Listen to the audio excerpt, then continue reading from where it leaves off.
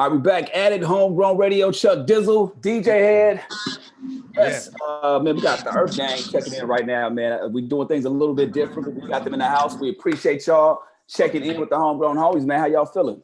What's poppin'? Chilling, man. Feeling good, feeling blessed. Feeling great, my brother. What's good? I'm a little jealous the fact that y'all could be together, but we can't. You know what I'm saying? Because everything that's going on with this bullshit. It's Atlanta. Plus, man, when the last time y'all got tested, man? We've been getting tested every other day for a minute now. Bruh, I just got tested the other week, so I'm good, but I feel like it's different in Atlanta though. Is it because you guys test more and know the status? But it feels like Atlanta's like outside. Oh, no. Atlanta don't care. Atlanta.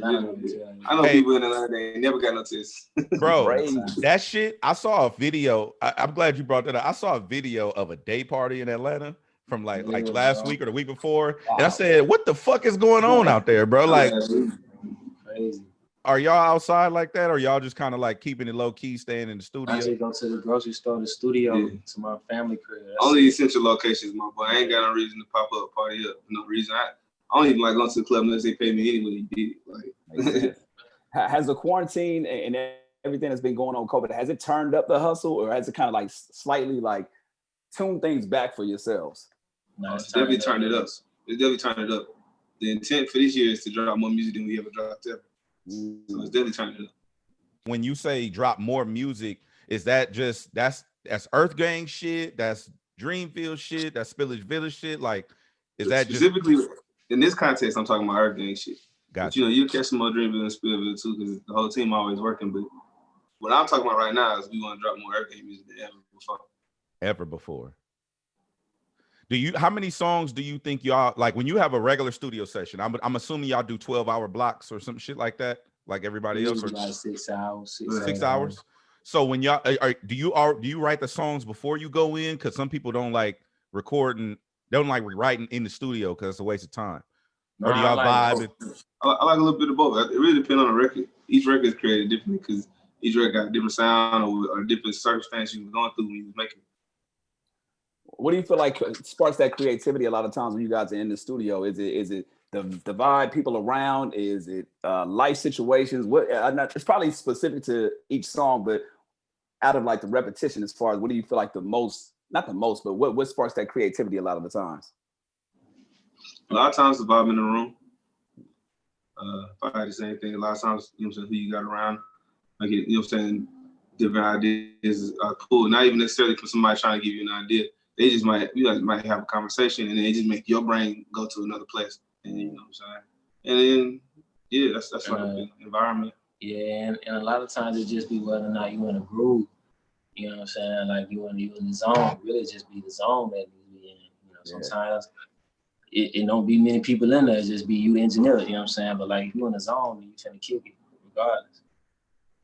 Have you ever been in a situation where the vibe is right or it's getting there and you automatically point out somebody or something that kind of fucks the mood up? Have you ever had to kick somebody out the studio because the vibe wasn't right or they wasn't bringing something? I'm sure we had people leave the studio deliberately on purpose before, but I can't even think about it. Like if I'm in a situation like that and I'm telling you to leave because you killing the vibe, then I'm immediately forgetting you. You know what I'm saying? Like immediately, because I'm focused on what I'm doing anyway. So I won't even remember that I kicked somebody out or that I told them to leave. They'll be like, oh, you saw that girl leave that time? Like, who? What? I don't even think about that. It was like instinct. When I listen to and I'm just giving you my perspective because when I first I was just telling y'all off air that my homies would be losing their shit right now if they knew I was talking to y'all because y'all have provided the soundtrack for pretty much their existence, right? Because they kind of you know how you evolve with the people you come in with. And so I feel like ever since y'all dropped, I believe it's roughly 2000. I want to say, I remember hearing about y'all 2013, 14-ish, some shit like that. Yeah. Okay. So when I listen to y'all music, to me it doesn't sound like y'all are trying to fit in no particular scene. Y'all are not trying to fit in this box over here. You're not trying to make this kind of record. I feel like y'all style is more, I don't know. I've never seen any of the interviews with y'all, so I'm not saying this to compare, but it reminds me of the Outkast vibe, especially when I saw you, I saw a photo of y'all, I think it was at the Grammys, or was it? I believe it was the Grammys, and y'all had the outfits. And I just like, I just respect that, because I feel like a lot of times the newer artists try to fit into this box. Oh, we're gonna be trap, or we're gonna be backpack, or I feel like y'all just got your own style, but it's still reminiscent of that. Am I accurate in that assumption? Yeah, I feel like you just be yourself. You know what I'm saying? Like, I feel like that's the most important thing, to just kind of be yourself, and like really just your uniqueness is what separates you from the pack. You know what I'm saying? I'm sure the Outkast vibe or the Outkast comparison is not just because of our uniqueness. It's because we from Atlanta and we also a duo. You know what I'm saying? So a lot of that goes into that too. But like, I mean, like, I'm sure everybody, that's number one thing, is like be yourself and be unique. You know what I'm saying? How do you do that in a? I feel like now, especially with hip hop, the way most people try to get on is by having sounding like somebody else. You know what I'm saying? Oh, you want to get radio play? You got to sound like this. Oh, you want to shoot a video? You got to do something like this to kind of like fit into what's going on. Talk about standing out and having that uniqueness in a time right now where, you know, in order to get on, so to speak, a lot of people kind of not have to, but a lot of people choose that route to try to sound like the current climate of hip hop and what's going on.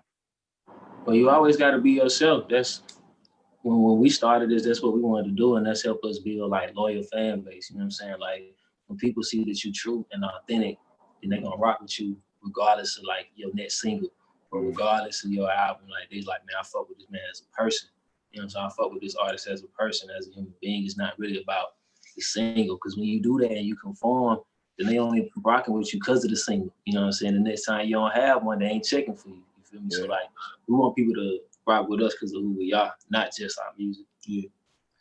Talk about the Earthgang community. Like, what is your fan base like from your periphery, from you guys' vision, like your standpoint? What do you how would you? That's an interesting question. I nobody asked it before. I don't know. We have probably the most loyal fans. Everybody say that, but like we got some super fucking loyal fans, bro. Like they go hard for this Earthgang stuff. They feel like they're a part of Earthgang, which is something like that's just a tenet that we reiterate at all our shows all the time. You know what I'm saying? Like, I'm Earthgang, you Earthgang, we are Earthgang. So because of that, we essentially got like an army. You know what I'm saying? Like, our fan base go super hard, but like you said, our fan base ain't really tripping on the single. They love the music for sure, but it's like they love the campaign. You know what I'm saying? They see the campaign and they champion the campaign. So as we drop stuff, it only gets louder and stronger for us from my side, because we got a lot more people just telling everybody, look, join up in this army, join up in this army. Do you think that fan base embraces or rejects you guys' ascension and success into the mainstream, quote unquote? Like, obviously, when you're an underground fan and you got these heroes, like, y'all are fucking heroes to these people, right? So I noticed that as you ascend and you start to become great and you start to be Grammy nominated and you start to get radio play and all this kind of shit, do you think the fan base embraces that, or kind of like, nah, these are our niggas? I feel like the only people who wouldn't embrace that would be people who haven't recognized that potential in themselves.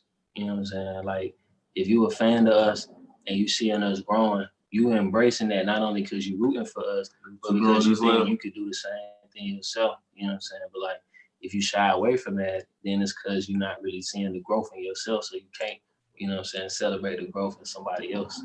How has that growth been for you guys over the years? Like, I mean, obviously you're different men, different individuals, different artists than you were from day one. How have you guys collectively felt like, all right, you know, from day one, we set out to do this, and this. We've kind of expanded, and now our intention is, you know, whatever the next levels and goals are. Well, it's always important that you be able to recreate and redefine yourself. You know, like, whatever you're doing, you know, some of the greatest artists, I mean, look at Michael Jackson, you know what I'm saying? Like, he won the Little Michael Jackson with the Afro, you know what I'm saying? He decided before Off the Wall, I'm finna switch it up, I'm doing this. Before Thriller, I'm finna switch it up, I'm doing this. Before, you know what I'm saying? Like, he switched them up every time, and like, some of our greatest artists, even like, let's go with Jay-Z, you know what I'm saying? Jay-Z said, all right, I'm through wearing jerseys. I'm about to wear suits and APs now, you know what I'm saying? He's like, I'm through promoting Chris Starr and promoting my own brand. So like, I feel like that's important for each and every artist, is to like, or not even each and every artist, but each and every person, is to like, you come to a point where you got to set another ceiling for yourself, you know? I want to jump into some of the music, right now. I want to talk about features because y'all are not a group that I notice go heavy on the features unnecessarily. Like, oh, we need a feature for this, we need a feature for that. You'll collaborate with people, but I remember on Mirrorland, I think you guys had what 4 or 5 features total, and then even on the Royalty Project, you only had 2 features. I think Ari was it. I can't recall right now, but I noticed that the features fit the records like that you guys put people on specifically, like and I like tequila. I just want to throw that out there because I fuck with T-Pain. Like I don't drink alcohol, but I love. I'm about to say he don't even drink. What do you know? Hey, I be say that because I don't want to sound crazy on the air, but I don't drink alcohol, but I love that song because I felt like the song fit it, like it was a cohesive thing. And I love that y'all work with Payne because Payne is one of them people who I feel like he don't get his just due at in this generation of hip hop. You feel me? Go ahead. Speak on it. I saw you. Go ahead. No, I just feel you on that. We came up, you know what I'm saying, when T-Pain first popped, we was like middle school, starting in the high school. So we was like the perfect age to love that shit. You know what I'm saying? Like we was like young, we was kids, but we still was like just not getting our mobility through the city, like going to parties and shit like that. So we was like the perfect age to love that shit. So we always been like very inspired by T-Pain. I feel like, I mean, like you said, he don't get his just due because he low-key inspired several generations of music at this point. You know what I'm saying? He's not even really, you know what I'm saying, no super old man. He's not like no ancient dude. He's like relatively young for the amount of stuff he's contributed to the whole industry and the whole sound that everybody goes for. So yeah, I remember he had this one song, the intro to one of his projects. It was called Ringleader, and he was singing on that 6/8 time signature. And I remember him like kind of fitting that pocket well. So when we got him to get on Tequila, it was that same kind of pocket. Like we was thrilled. When we got them verses back, I was like, I was listening to them off on like losing it, bro. That was a great person to work with. So shout out to Payne for sure. Bro, Payne is a goat, bro. And I remember so real quick T-Pain thing. He came in for an interview at the radio station, and I remember him telling the story. And he was like, bro, he said, a lot of them songs that I did that you spoke of in early T-Pain, he's like, all them songs that I did, he said, I gave people hit records, top 10, number ones. He said, those same people won't even pick up my phone call now. Wow. And he said, and then he dropped another bomb and said, and this is all public records, so I'm not putting none on blast. He said, and then most of that shit that you heard me on in the early 2000s, etc., I did for free. Mid-2000, I did all that shit for niggas for free. And right now, people won't even pick up my phone call. So when I saw that, I just thought that was dope. Like, especially in 2019, I think when Mirrorland came out, I was like, I fuck with that. And y'all are new generation, and I fuck with that. You know, I like when people can see that. We are trying to bridge the worlds, bridge the generations for sure. Also on the song Stuck, you got the homie Aaron Ray on there. Bro, I think that people aren't really I ain't really tapped in like that to Aaron Ray yet. So I love when fire, bro. He's amazing. He's super talented. When y'all picking these features, do you create the record and after the fact you be like, okay, we want to put this person on it, or is it like during the process? It's been a couple of times we've been in the studio with somebody making a song, but a lot of times we got like, for example, for the Tequila record, like we had that song for a good solid year and some change before T-Pain even heard it. Oh, wow. You know what I'm saying? We were just trying to think who would make this, I think, a next level kind of thing. And we just like, I'll always be able to do a song with somebody like this. So yeah, a lot of times we already got the record, and then it's like, well, how can we enhance this? Oh, you know whose voice will sound cool? Blah blah blah. Okay, and then also, and then putting together the Spillage Village projects. How do you decide what becomes a Spillage Village song versus an Earthgang song or whatever? Like, hey, you know what? Hey, Jay, you know what? I fuck with that verse, my nigga, but you know, we gonna go ahead and take you off. We're gonna go ahead and take you off of this and put this. It's all about the creative process. A lot of times when we go in for the Spillage records, like a lot of times some stuff is from scratch. Like a lot of those songs was created from scratch. You know what I'm saying? Like, and it's just all about, you know what I'm saying, making the best decision for the song for real. Like, we can't really look at it too far as it put your ego too involved, you know what I'm saying? Like, it was verses on certain songs on the Spielberg project that I was taken off of, and that we decided as a group, like, these are the best songs that we want to put forward. And like, that's cool. Like, you gotta be able to run with the plate, you know what I'm saying? So my boy LeBron was like, if you don't want to be a role player, then go play tennis or play golf. You know what I'm saying? But if you want to do something in team, you gotta play your role. Do you think that has there ever? Okay, I'm just ask this, and y'all can answer it or not. But has there ever been a point where somebody got in their feelings about that specific decision? Like, what you mean? Like, my verse ain't going on it, or has there ever been anything like that? Because I remember hearing a story about the Dreamville session. We'll get to that, but go ahead. I mean, as artists, we all tied to our creations. You know what I'm saying? These like our children. These are like our thoughts and our emotions that we give into the world. So if you're not emotionally tied at some point to some certain extent as an artist, then you might not really care about it. You know what I'm saying? But like, you got to be able to step outside of that at a certain point. You know what I'm saying? To really see the bigger picture. Gotcha. And in the words of Erykah Badu, you know, keep in mind that I'm an artist and I'm sensitive about my shit. You know so while great on this side, man, you said something that really had me want to pinpoint where your thought was at when you wrote this bar. You said just because niggas rock your jersey don't mean they on your team. Ooh, bruh, that shit, that was like one of the realest shit I heard, man. So where were you at? Like, what was the intention behind that?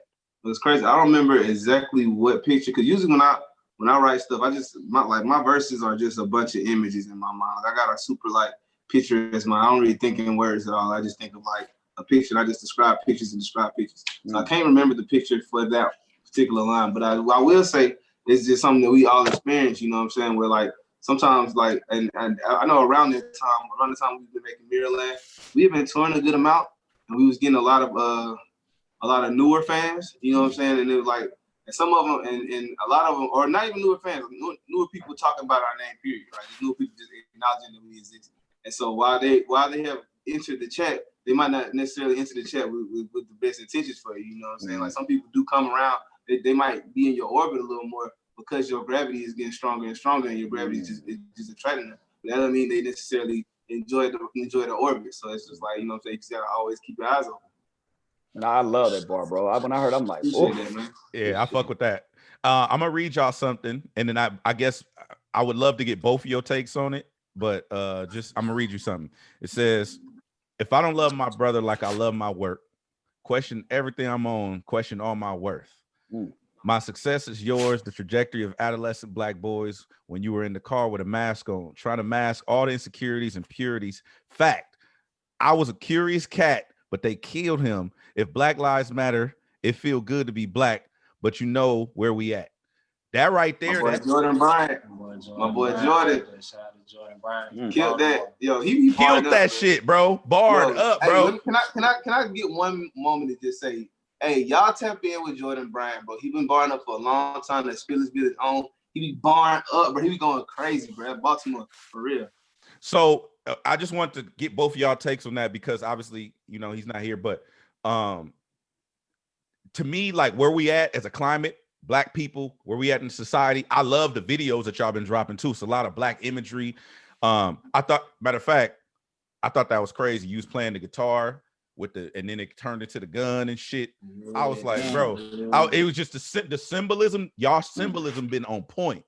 You know what I'm saying? As far as like documenting what we're going through right now as a Black community. But just talk about that little section right there, because to me, when I'm listening, I mean, I fuck with y'all shit, but that right there, that touched me, bro, because I felt what he was saying. Yeah, I mean, that's one of my favorite Jordan verses. Like I said, he don't really got a verse that he's ever rapped that I didn't like, so I like everything he does. But that particular verse is hard because I think he's just talking about, you know what I'm saying? I think he's, and this is my interpretation as a fan of my boy. I feel like what he's just saying is like, if I don't love the people I'm working with as much as the work we doing, then you should, you know what I'm saying? All of this is in jeopardy. You know what I'm saying? Like, it's gotta be flowing through both ways. You can't just be like, yeah, I love doing this, and the people around you helping you, like, yeah, all right. You know what I'm saying? Like, you gotta, it all come together. The same thing you bring to the same energy you bring to one aspect, you gotta bring to another aspect. Real quick, I got a question about that in particular, like just with speaking up about situations and what's happening in the world. Do you feel like it's an artist's responsibility to make sure that, you know, you're creating and putting that music out there to document, or, you know, let's say you're affected by it and you're not feeling the most motivated to create. Does an artist get more flack for not actually creating and putting music out in a time like this? Like, do you personally look at them like, damn, I wish so-and-so would drop some shit right now, because it's kind of touching me right now. Like, it touched my heart. I kind of want to hear their perspective of what's going on. I mean, you right now you're talking from two different perspectives. You're talking from the perspective of the listener, who may be having one reality, and then you're talking from the perspective of the artist, who may be having a totally different reality. You know what I'm saying? So as an artist, all you got to do, the main thing you got to do is stay true to what's going on in your life. You know what I'm saying? And then after that, it's you take on the decision to tap into what the collective conscious is, or to tap into the consciousness of your listeners, or the consciousness of a certain group of demographic that you're trying to listen to. And then you'll be able to make records for them as well. You know? When you talking about like can it unmotivate you? Can it turn like not unmotivate you? I think you gotta turn that on its head. You know what I'm saying? Like, if you feel like, oh, the time is just so crazy right now, it just made me feel like this, then that's what you talk about. Because you never know how many other people like are already feeling what you're feeling. You know what I'm saying? Like, it's not necessarily, you gotta just be the vessel. Like, you gotta just be the instrument. You know what I'm saying? You can't try to necessarily control it all the time as much as you just let it flow through you. And if you just let it flow through you, you'd be surprised how many people already feel like that. Like, even if you made a song about not feeling like making songs, you never know how many people like, man, I don't feel like going to work, I don't feel like doing whatever it is. You never know who's gonna connect and find something to relate to because you just was vulnerable enough to be there. Facts. That's a fact. That's a fact, bro. I always tell people the most vulnerable place that you can come from will probably be the most authentic, because it's actually a rooted in a real feeling or emotion and stuff like that. The only reason why I asked that is because I seen a clip somebody posted on, I think it was Twitter or something. They were just like, yo, where's Kendrick at a time like this? I'm like, yo, Kendrick made To Pimp a Butterfly. Like, come on, like, you don't. But it was kind of like the way it was positioned was like, he should be speaking up in times like this. And I'm like, damn, and I don't know who this person was, if they were a fan or a casual listener, but I'm interested in hearing like what the artist's perspective is on that, because you might have loyal community fans that's like on you, like, yo, we want to hear from you, but you might be in yourself like, yo, I'm not motivated to drop shit. So it's like living in those two worlds, Well, I believe in activism through art, and I feel like I don't really need y'all or K-Dot on the front line, even though I know that y'all participated. I want to get to that in a second too, but I want y'all to do your part the way you do your part. You know what I'm saying? Like you said, role players, everybody has a specific duty or job to do. So I feel like we use our platform to bring awareness. Y'all do it through art and your way to do it. But also want to salute to y'all for the participation. I know y'all participating in everything going on in Georgia and flipping the state. Stacey Abrams and Keisha Lance Bottoms.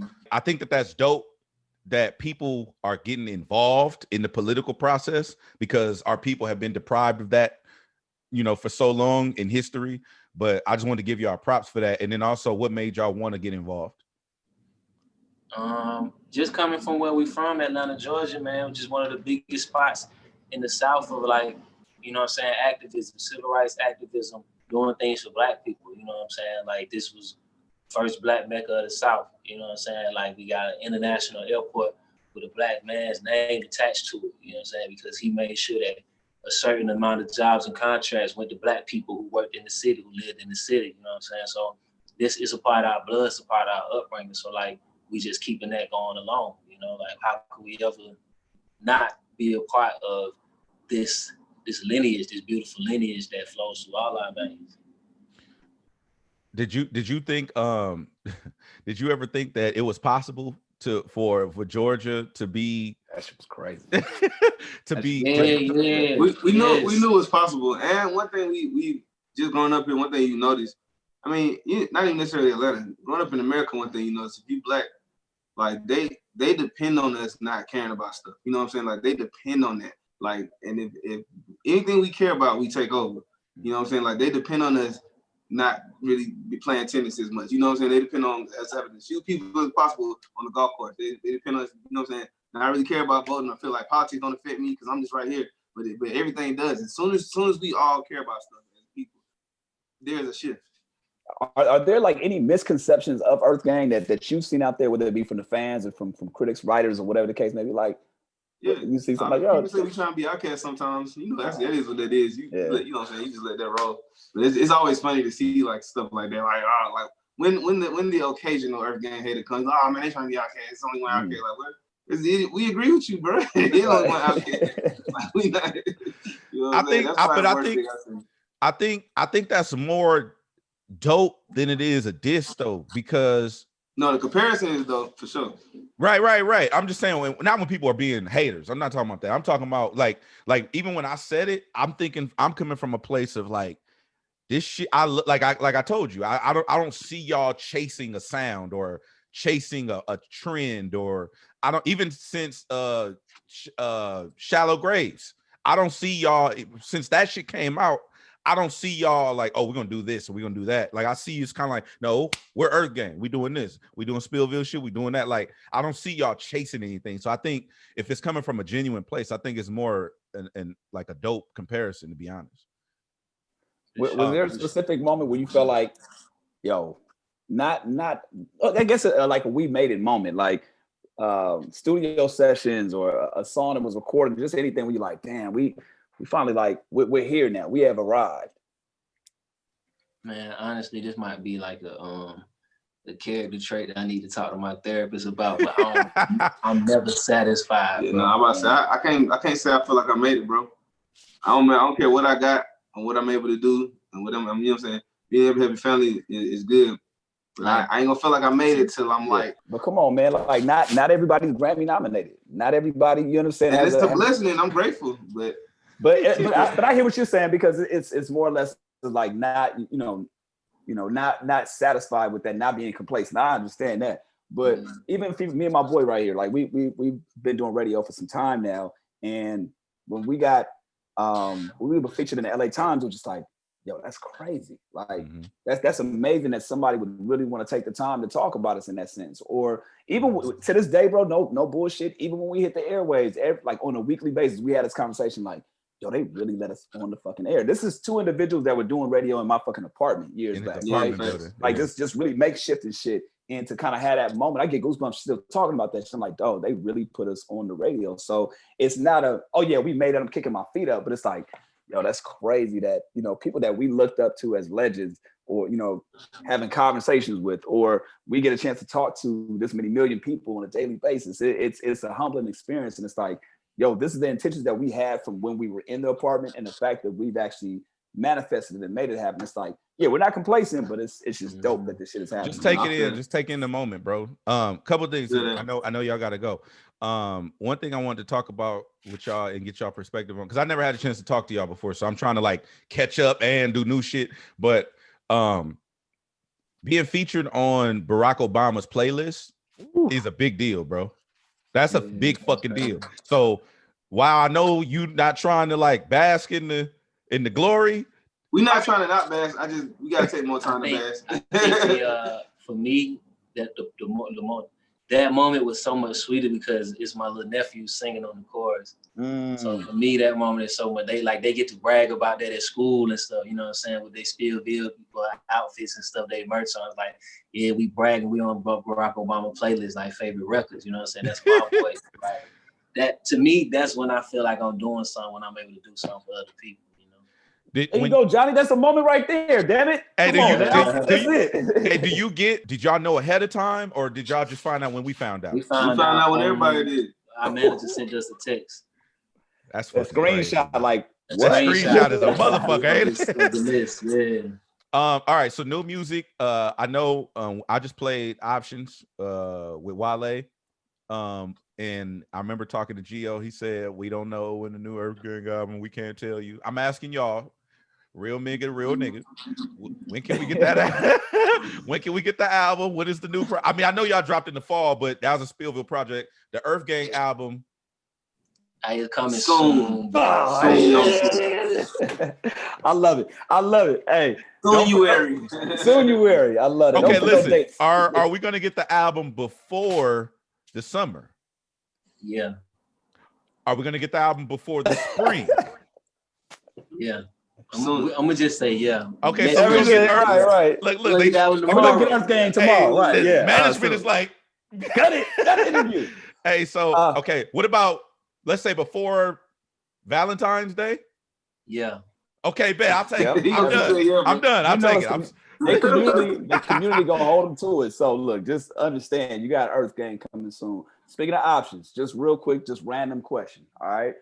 You know, you got a soulmate. I need you to pick an option right now. All right. Your soulmate could have one negative trait, one negative quality. All right. And it's either one or the other. I like your this soulmate question. I'm talking about. Your soulmate. All right. Here's one option. Negative trait. Either bad in bed or she smokes cigarettes. Ooh. These are like two deal breakers. Yeah, I'm about to say that's two awful things. One option, but you got to go with one of those options. This is your soulmate. This is somebody, you know, you spending not just this lifetime, man. This the lifetime to come. I got it. She smokes cigarettes, but she only vape and she don't vape around me. So that's it right there. Yeah, that's a loophole. I'll take that. Loophole. That bad gonna do a lot of other stuff to the bond. It's gonna do a lot of other stuff. Yeah. Hey, real quick, we do something on the radio called Curbside Confessions, where we have a horror story. You got a crazy story from an Uber story, or taking an Uber a ride, or a Postmates, deliver food. We got one from our photographer, not from us, but from our photographer. He was trying to catch an Uber from Boston to our show in Vermont because we had a show in Vermont. And he hopped in the Uber, but the Uber driver left him out like halfway there, like in between, like on some random ass highway. They were like, bro, this shit too far. And he just kicked bro out of the Uber, like on the highway, on the highway. Yo, for the people that don't know how long that is, how long is that distance for people that have no idea? It was probably about an hour and a half, maybe a 2 hour Uber. Wow. And like in the middle of this shit, he was just like, you know what, fuck this, man. I don't need this money. I don't need this money. Goodbye, sir. Gentlemen, I know you guys are very intentional with this. Another thing we do is the year can't end without Earthgang doing what? What is one thing that you manifest it, bro? Manifest it. Manifest it. Going number one. There you go. Number one. Talk about it. On whatever. Number one on everything. Number one. Take a pick. Album, single, whatever. You can't end without a number one. Bet. Love it, man. Appreciate y'all, bro. For real. I hope we can wait. No, next time y'all in LA, hit me. I'll shoot y'all my shit. I'll DM it to you or something. Y'all have a great rest of the day, man. Appreciate y'all checking in. Homegrown Radio, Chuck Dizzle, DJ Head, Earthgang. Appreciate y'all. Yes, sir. Appreciate y'all, man. Yep.